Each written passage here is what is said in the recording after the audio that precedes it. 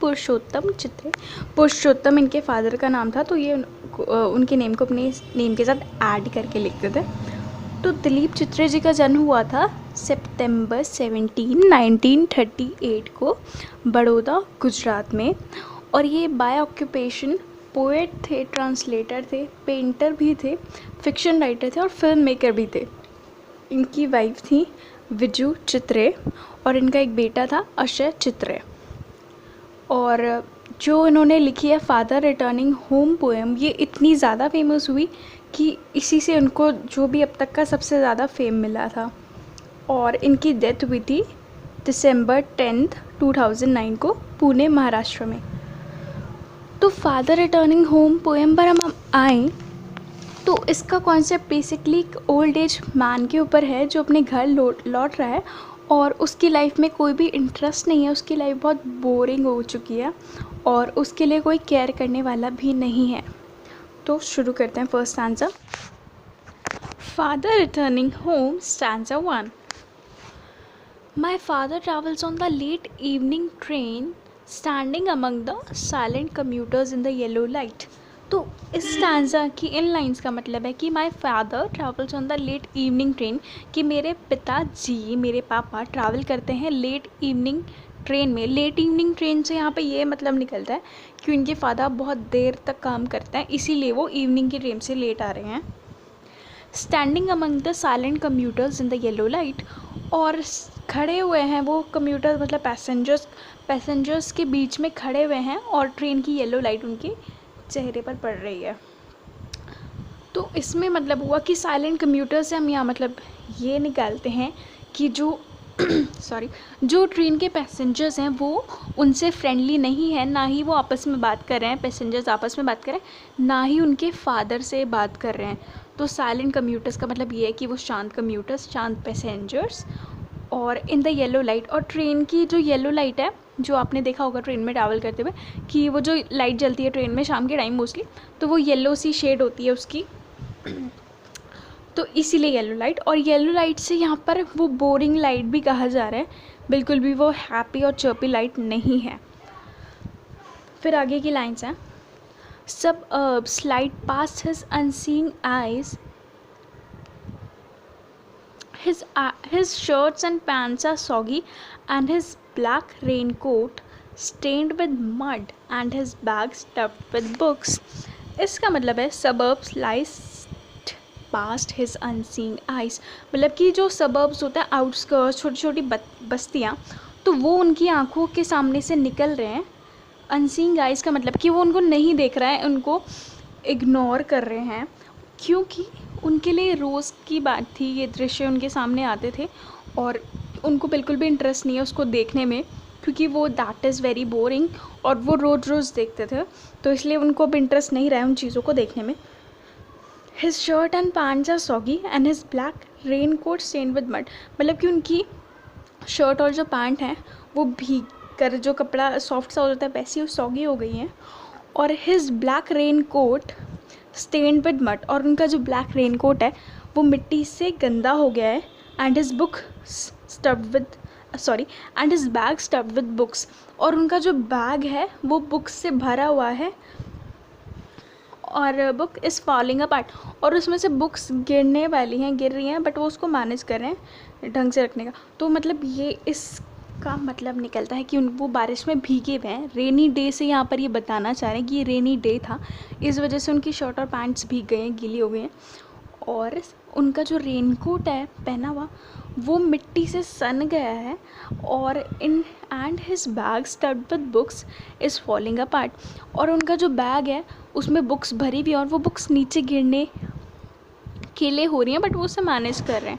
तो इससे ये भी मतलब दिखा रहे हैं कि वो एजुकेटेड पर्सन हैं, कि उनके पास बुक्स हैं और वो इतनी मेहनत कर रहे हैं। और ये भी बताया कि बारिश का दिन है, इस वजह से उनका कपड़े भीग चुके हैं, रेनकोट मिट्टी से सन गया है।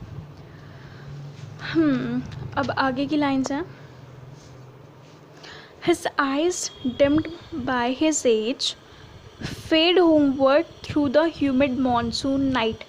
अब उनकी एज है काफ़ी, तो उनकी आँखें धुंधली मतलब कि कमज़ोर हो गई हैं उनकी उम्र की वजह से। Fade homeward through the humid monsoon night. और बट उनकी आंखें, थकी हुई आंखें, वो कमज़ोर आंखें अपने घर का रास्ता देख रही हैं आगे के लिए through the humid monsoon night. और ह्यूमिड मॉनसून नाइट मतलब कि जो चिपचिपी वाली गर्मी होती है, और मॉनसून के टाइम में जो चिपचिपी गर्मी हो जाती है, बारिश होने के बाद जो उमस हो जाती है, उससे कहना चाह रहे हैं कि उस उमस भरे मौसम में फिर भी उनकी कमज़ोर थकी हुई आंखें अपने घर के लिए आगे का रास्ता देख रही हैं। आगे की है, now I can see him getting off the train like a word drop from a long sentence. और ये चीज़ इतनी इंटरेस्टिंग तरीके से इन्होंने लिखी है, समझिए। Now I can see him getting off the train, अब मैं उन्हें देख सकता हूँ वो ट्रेन से उतर रहे हैं।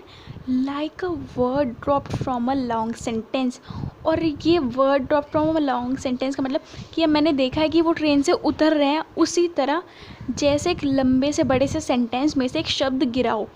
तो ये शब्द वो शब्द है जो जिसकी ज़्यादा वैल्यू नहीं है, जो अनइम्पॉर्टेंट शब्द है। कोई बहुत ज़्यादा लंबा सेंटेंस होता है तो उसमें क्या होता है, कुछ लोग मोस्टली हर वर्ड्स पे इतना ध्यान नहीं देते, मेन वर्ड्स पे ध्यान देते। तो जो मेन वर्ड नहीं है, जिस पे कोई ध्यान नहीं देता, तो वैसे ही वो उस वर्ड की तरह उसमें से नीचे उतरते हैं। तो now I can see him getting off the train like a word drop from a long sentence.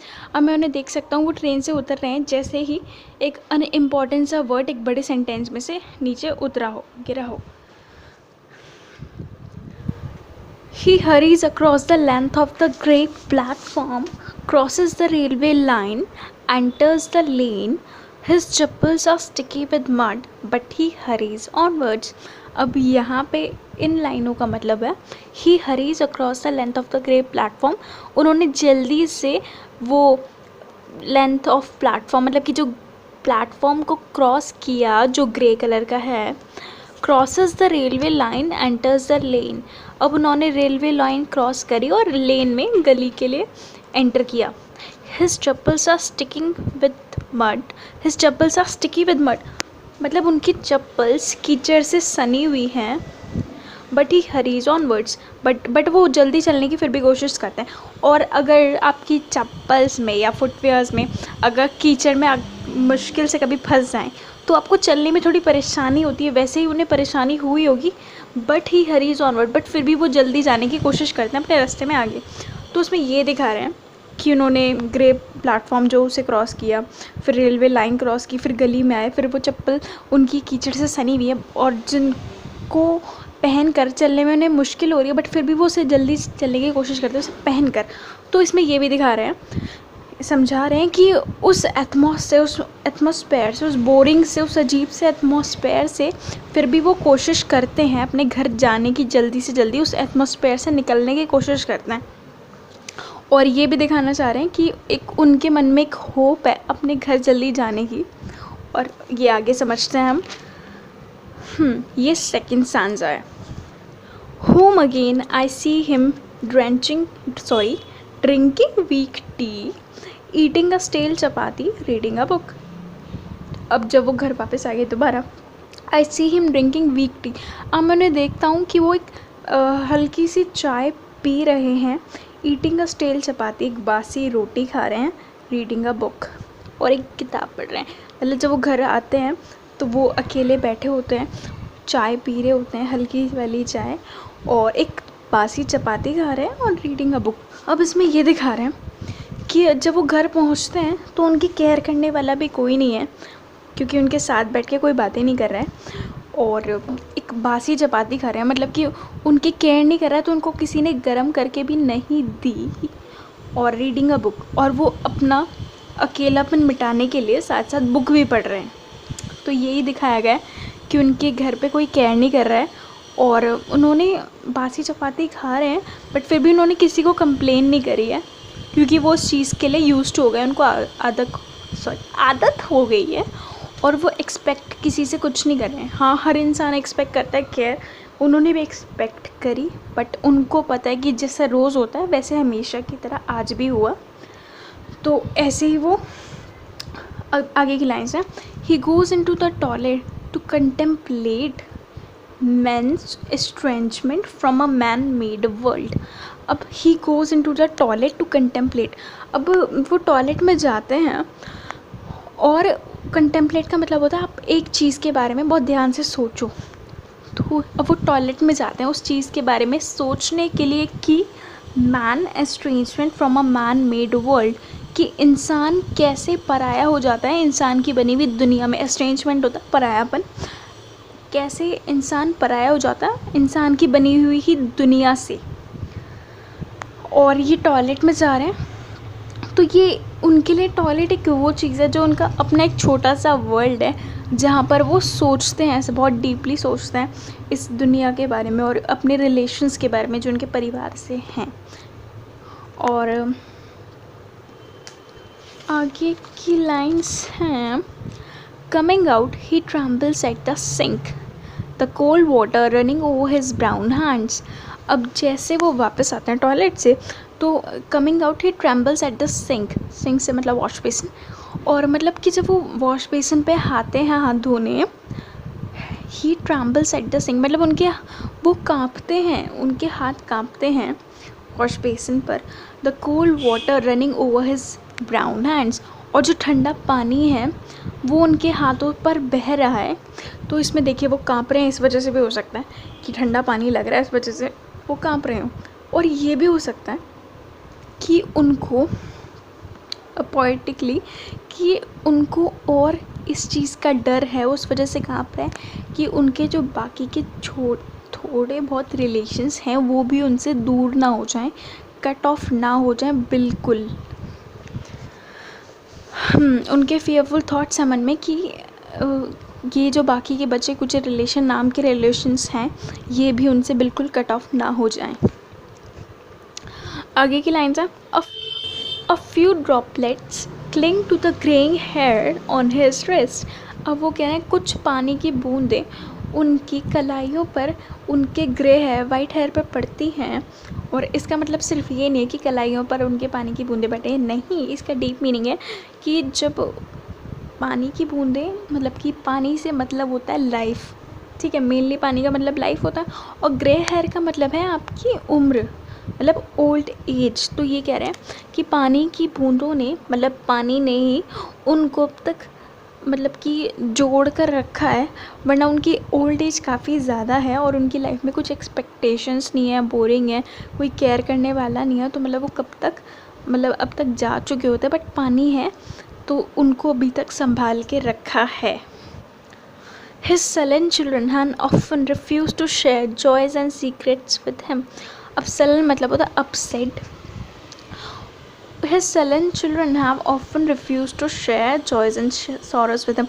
मतलब कि उनके जो उखड़े हुए बच्चे हैं उन्होंने उनसे अपने जो दिल की बातें हैं और अपने मस्ती मजाक करना शेयर करना बंद कर दिया है। आज मुझे पता नहीं क्या हुआ है, कैसे बोल रही हूँ, मतलब उनसे शेयर करना बंद कर दिया कि मैं अब उनके बच्चे भी उनसे कुछ भी बात शेयर नहीं करते, चाहे वो खुशी की हो, चाहे दुख की हो, चाहे कैसी भी बात हो, वो उनसे शेयर नहीं करते। तो इसका मतलब है उनका अपने बच्चों से भी फ्रेंडली रिलेशनशिप अब नहीं रहा है। और ये जो है ना दिलीप चित्रे, तो इन्होंने मेनली अपने फादर को डेडिकेट करी, और उनको जब ये रियलाइज़ हुआ था कि इनके फादर अकेले कमाने वाले हैं और फिर भी ये लोग शायद अपने फादर को रिस्पेक्ट जो उन्हें मिलनी चाहिए थी और उनके जो केयर और अफेक्शन देनी चाहिए थी वो नहीं दे पाए थे, बट फिर उन्होंने पोएम के थ्रू उसे समझाने की कोशिश करी है दूसरों को। चलिए अब नेक्स्ट लाइन्स पर, he will now go to sleep listening to the static on the radio. अब वो सोने जा रहे हैं listening to the static on the radio. Static होता है एक ही तरह का म्यूज़िक बज रहा है बस एक ही धुन में। तो he will now go to sleep, अब वो सोने जा रहे हैं और रेडियो पर एक स्टैटिक म्यूज़िक सुनते हुए। स्टैटिक म्यूज़िक बहुत बोरिंग होगा और वो एक ही धुन में बज रहा है, तो ये बताना चाह रहे हैं। Dreaming of his ancestor and his grand children, और वो अपने पूर्वजों और अपने पोता पोतियों के बारे में सपने देखने की कोशिश करते हैं। Thinking of nomads entering a subcontinent through a narrow path. अब वो कह रहे हैं कि जैसे वो सपना देखना चाहते हैं कि उनके पूर्वजों ने कैसे खाइबर पास हिमालयस में सब कॉन्टिनेंट में एंटर किया था। तो बेसिकली स्टैंजा की इन लाइन्स का यही मतलब है कि वो अपने पूर्वजों और अपने पोता पोतियों के बारे में सोचना चाह रहे हैं। तो मतलब अपनी करंट सिचुएशन को नहीं सोचना चाह रहे हैं उसके बारे में और ज़्यादा, वो ऑलरेडी डिप्रेस्ड हैं उस वजह से, और अपने फ्यूचर और अपने पास्ट के बारे में सोच रहे हैं। और उनकी लाइफ में कुछ भी इंटरेस्टिंग नहीं है, ना उनकी केयर करने वाला। तो ये यहाँ पे ये सांझा हो जाता है ख़त्म, और ये पोएम भी ख़त्म। और इस पोएम का आपको पता है मेन मैसेज क्या है, कि एल्डर्स कैसे अकेले हो जाते हैं अगर हम उन पर ध्यान नहीं देते हैं और उनकी केयर नहीं करते, उनको अफेक्शन नहीं देते हैं, अटेंशन नहीं देते हैं। तो मेरे ख्याल से हमें देनी चाहिए, हमें थोड़ा सा टाइम तो निकालना ही चाहिए। क्योंकि आपको पता है ओल्ड एज में ना इंसान बहुत ज़्यादा अकेला हो जाता है, उसका माइंड भी थोड़ा वीक होने लगता है और वो नेगेटिविटी की तरफ ज़्यादा जाने लगता है। और नेगेटिविटी की तरफ जाएगा तो इंसान अपने आप मेंटली डिप्रेस्ड हो जाएगा।